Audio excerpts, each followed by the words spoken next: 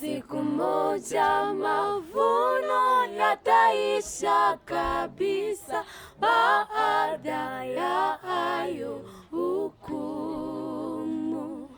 Jua litazimika siku hiyo ya mwisho, na utasikia Injili. Uliyelikataa neno zuri la Mungu, utakaa wapi milele? Watakusanya ngano kwa furaha ghalani, mali makapi yote yatatupa motoni.